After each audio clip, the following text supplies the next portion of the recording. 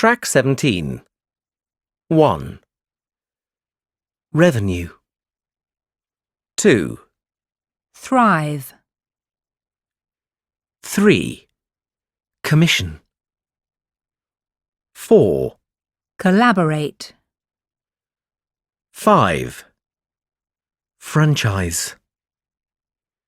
6. Restructure. 7.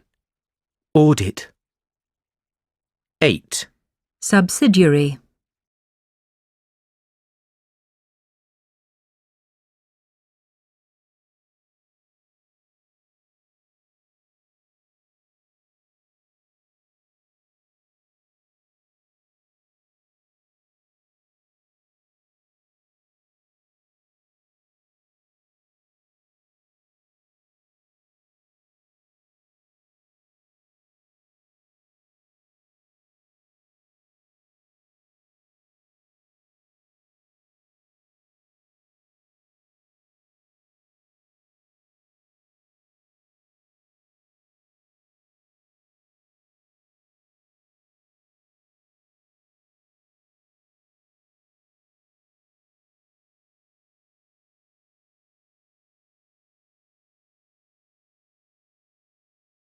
Track 18.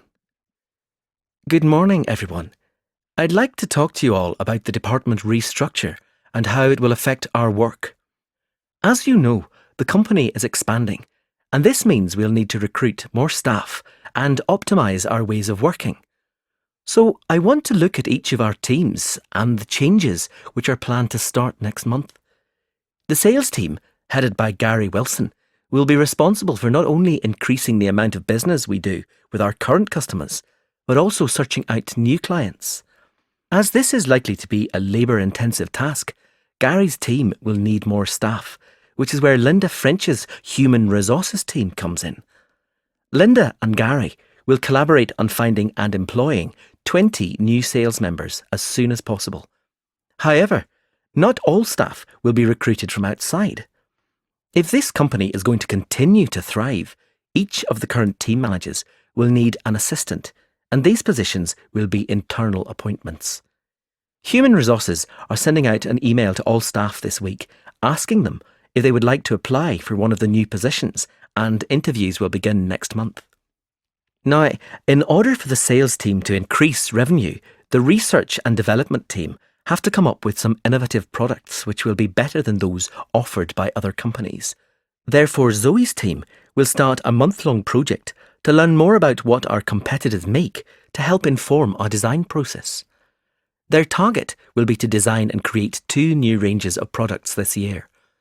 As always, if any of you have an idea for a product, please contact Zoe about it. All ideas are welcome. Lastly, but just as importantly, I'd like to talk about Ian Smith's team. Obviously, aftercare service is crucial to the expansion of the company, so IT support will be making sure that all our customers are called to discuss our service as part of the follow-up system. Ian's team will also be upgrading our client support package to facilitate 24-hour access, 7 days a week. Ian believes strongly that this will increase our competitiveness and be a real selling point for potential customers.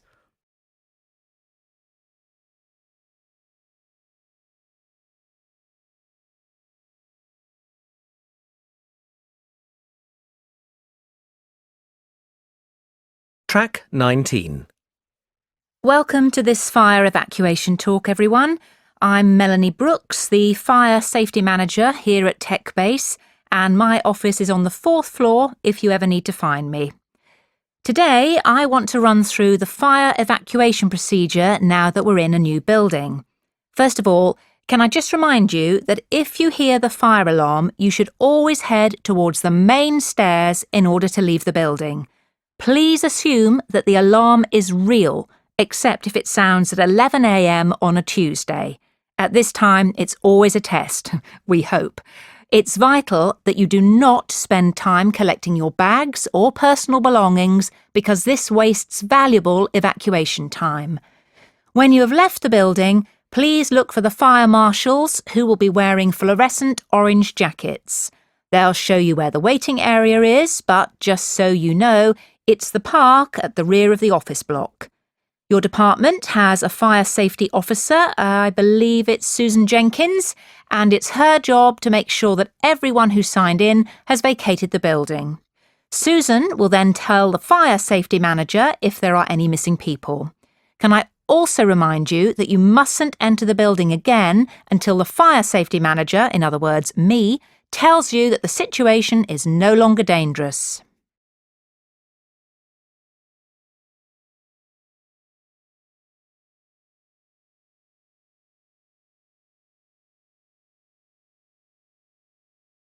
Track 20.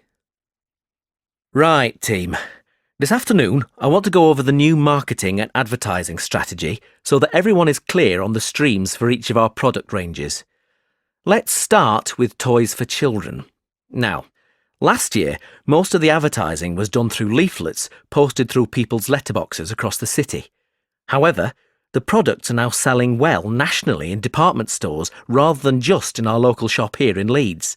So, we're going to expand the budget and use print media. By this, I mean the national newspapers, in order to maximise the exposure to these products. And despite the fact that our competitors advertise baby clothes on TV, we won't be using this method, as our statistics show that it's just not cost-effective. People don't pay much attention to TV ads for baby clothes, but we believe a picture in the newspapers will be much more attractive to potential customers. We're going with this method.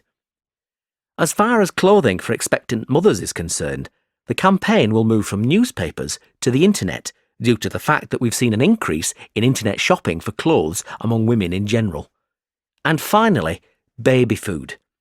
Adverts for this are difficult to place, and we've previously tried ads in all three media.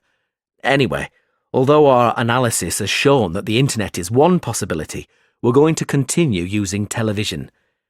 Many other types of food are also advertised on TV, and happy mothers and babies make a very strong image.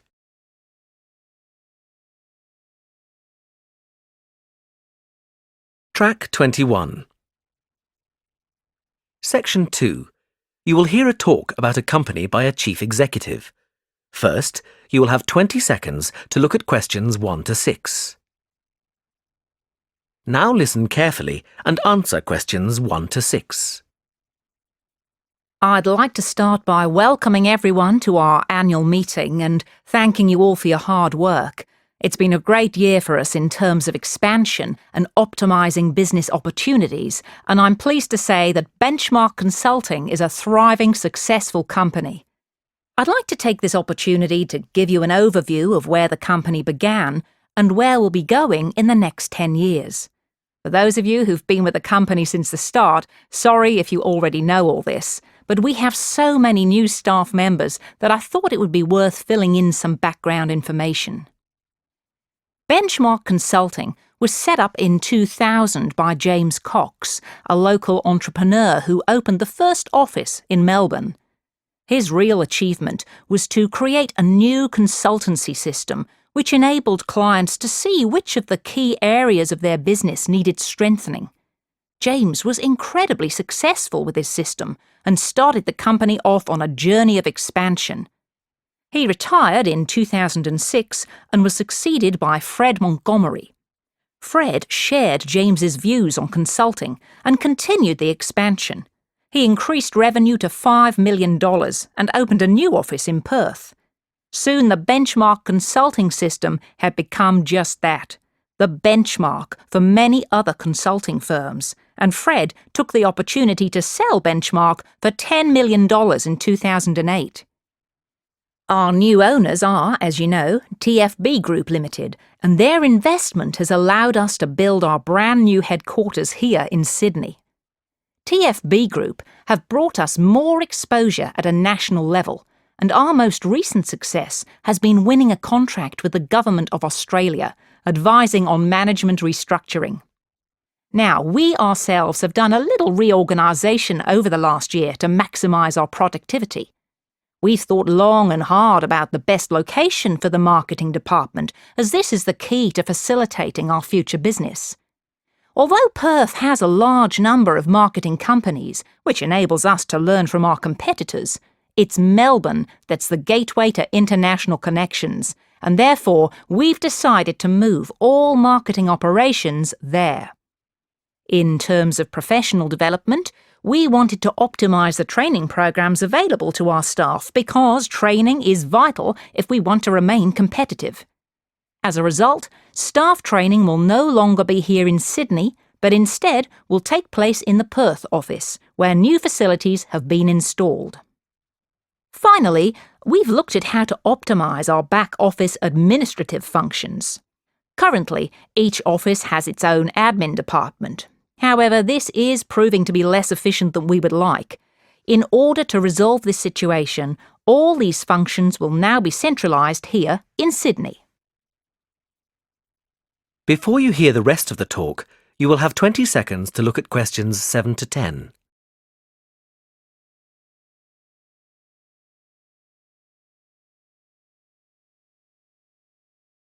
Track 22. Now listen and answer questions 7 to 10. So, what does all this mean for the future? Well, after 10 years, I've decided that Benchmark needs a new vision for the future. I think it's time for us to divide up parts of the business into smaller units.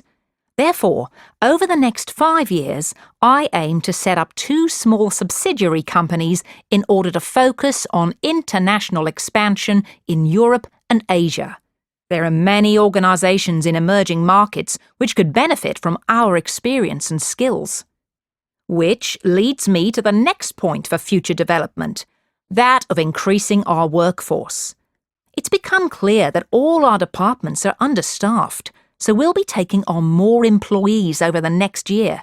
And the really good news is that to make us a desirable employer, all positions, current and future, will receive a salary increase of 10%. Lastly, I know that some people are worried about the financial aspects of having to move to another city as part of the restructure.